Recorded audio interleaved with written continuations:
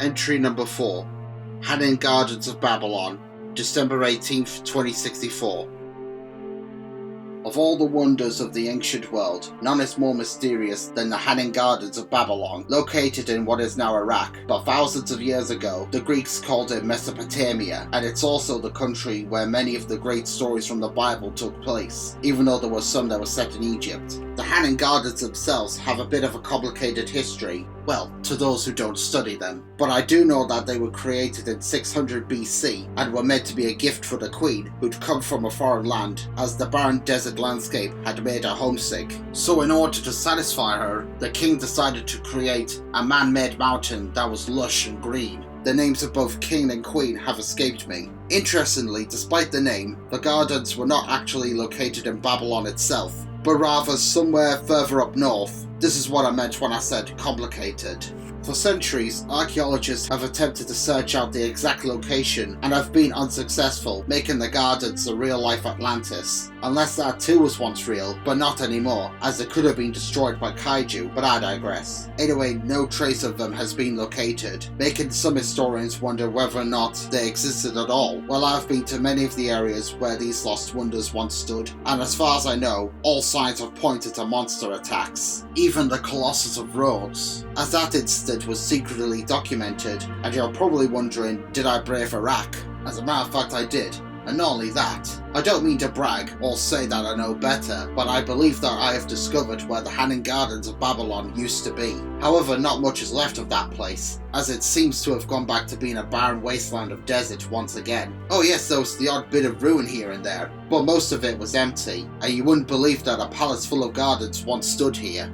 As usual, the books, documentaries and archaeologists will tell you that it was all an earthquake. However, after finding out the real causes, I'm no longer convinced. The Mesopotamians were quite religious, like many other cultures, but their deities were real. They believed in a race of kaiju-sized beings called the Anunnaki, and there was one particular entity who had the face of an eagle and possessed wings. This to me sounds like another monster who seems to be eagle-like in appearance, only he looked more reptilian rather than avian and had cybernetic parts scattered throughout his body. The Babylonians would describe the Anunnaki as a race of giants from another planet. And whatever Kaiju was in Babylon 2,000 years ago clearly was not of this world.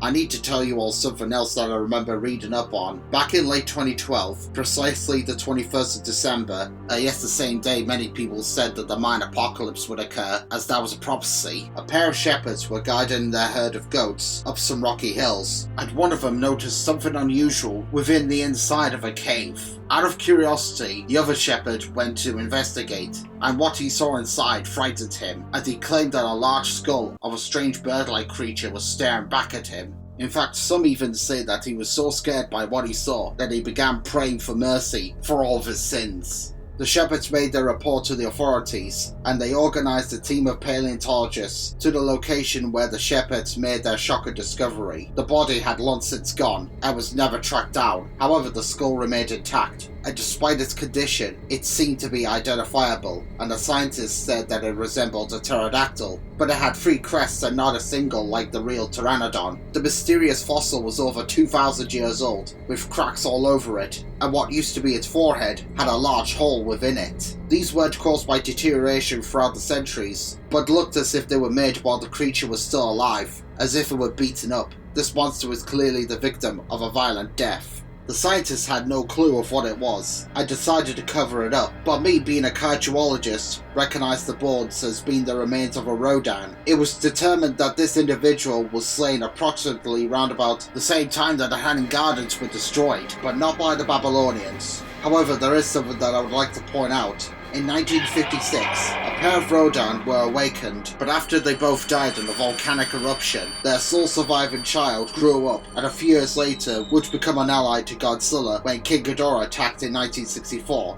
Well, that was through the encouragement of Mothra. Anyway, that was a larger member of the species, where the creature that was discovered in the caves was a smaller type, and although deadly, it would have been unlikely that it would have been able to wipe out those Hanging Gardens, which could only mean one thing: The Hannon Gardens of Babylon were exterminated by not just one kaiju but two. I reckon that in the year 226 BC, the Hannon Gardens were under attack by Rodan, but he wasn't alone because at the same time, another monster showed up. However, this one would have been from outer space.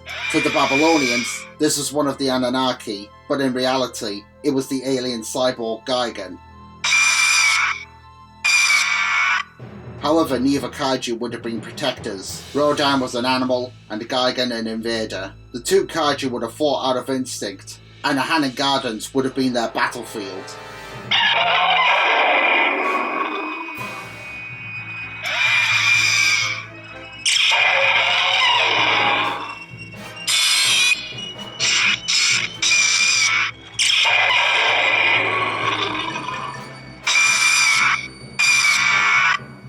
Rodan fought well, but if he were the larger species, then maybe he would have stood a chance. But alas, it was not meant to be, as he was eventually slaughtered by Gigan. And once he was dead, Gigan would have roared in victory and carried on his rampage, until the Hannon Gardens of Babylon, which were a gift for the Queen and a place of beauty, were no more.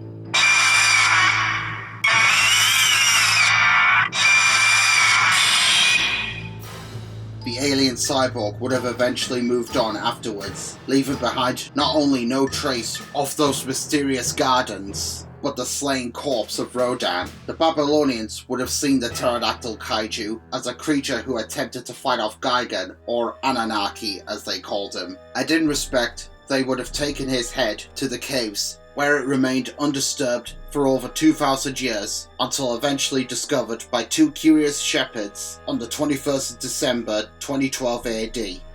Mesopotamia may have been the birthplace of the Bible, but I can guarantee you that after that fateful night, where two colossal reptiles battled for dominance and fought each other to the death, no one was singing the Lord's song in the Holy Land.